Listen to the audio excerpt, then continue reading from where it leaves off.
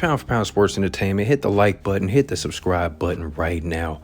It's your host, F. Merritt. What can I say about this fight between Chris Eubank Jr. and Conor Benn? Well, I can say it was a UK classic, UK war, boxing war, a fight to the end, from round 1 to round 12, pure action. I guess what chaos in the ring.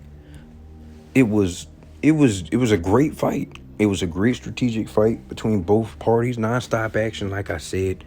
Damn, man. If you go watch this fight, if you have not seen this fight, go watch this fight. If you have the zone, get it, order it, do what you got to do, watch the replay, hurry up and watch it on YouTube before they take it down. But all I got to say is respect to Conor Benn coming up from 147 pounds, okay?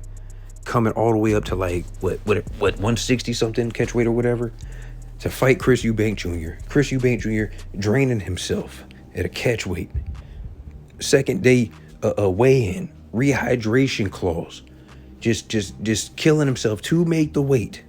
Had to deal with not knowing if his father was going to show up, the legendary Chris Eubank Sr., not knowing if his father was going to show up. Everybody asking questions about that stuff. This is a historical rivalry between Nigel Benn and Chris Eubank. So it just naturally passes down to their sons.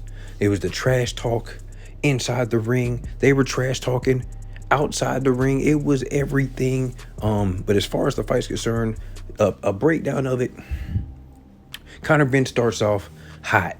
He's coming out, hooks going crazy, trying to apply a lot of pressure to Chris Eubank. Chris Eubank trying to pick his shots, jabbing. I looked at it like Chris Eubank was playing the long game. I'm going to hit you with some jabs, capitalize off of you, being anxious, stuff like that. You know what I'm saying? You're coming in. I'm going to tie you up a lot. Referee had to get involved a lot. Guys holding, hitting behind the head. I thought Chris Eubank was kind of doing those little things to frustrate Conor Benn. Conor Benn was a little bit anxious. He was throwing wild hooks with a lot of power, but he was missing some shots.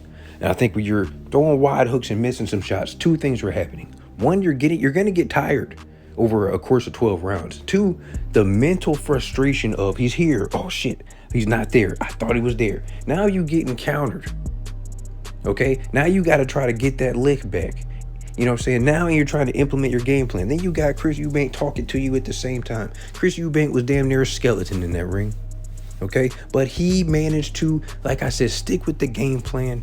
I think he started it was a back and forth, honestly. Guys were trading power shots. I thought Chris Eubank was kind of really in his bag, maybe round 7, 8. You start seeing Conor Benn kind of slow down a little bit. Round 7, 8, and I believe the championship rounds, that's when you start seeing Chris Eubank Jr. applying some pressure, pushing Conor Benn back. And Conor Benn is not the same fighter going backwards like he is coming forward. He doesn't have the pop on his shots like he usually does. He doesn't really have an answer when you push him backwards. He's just trying to survive. And I think he tried to survive, and he almost got dropped a couple times in that 11th and 12th round. Okay, because Chris Eubank was just on him, hitting him with combinations to the body and falling all over him, smothering his punches, but landing effectively at the same time. But as far as this fight is concerned, Chris Eubank, I don't know what he said after the fight, the post-fight interview. Conor Benn said he wants to do the rematch with Chris Eubank Jr., or he's going back to 47, and he would like to take on a Mario Barrios or whoever has the WBC title. So I personally would love a rematch, but if it doesn't happen, I'm okay with it. I think it was a lot for Chris Eubank Jr. to get down, to kill yourself. I think since Chris Eubank Jr. won, I think he should set the terms. If we do this at 168, no rehydration clause, no catch weight, no nothing. You got to come up to 68 or come up to whatever weight, 60, 68, whatever weight I choose, whatever weight I say. But I'm not doing no catch weights, no rehydration clause, none of that. All right. But as far as the arena, the stadium, phenomenal. Fans, phenomenal. Walk out, the ring walk, both fighters, phenomenal. Salute to the zone, salute to Rehab Season, salute to Turkey Al-Sheikh, both promoters, Eddie Hearn, all of them. Phenomenal job, phenomenal turnout, phenomenal fight. A great night of boxing in the UK. Salute to everybody involved. Hit the like button, hit the subscribe button. It's your host, F. Merritt, Pound for Pound Sports Entertainment. Chris Eubanks walks around with the victory. You know what I'm saying? It was a unanimous decision. But, hey, either way, I think it doesn't matter. To me, it didn't matter who won this fight. It was about just putting on a show for the fans and seeing both fighters' heart and doing what they had to do to get the job done. So, like I said, salute to Chris Eubank Jr., salute to Conor Benn, salute to everybody involved. Hit that like button, hit the subscribe button. It's your host, F. Merritt, Pound for Pound Sports Entertainment. I'm out.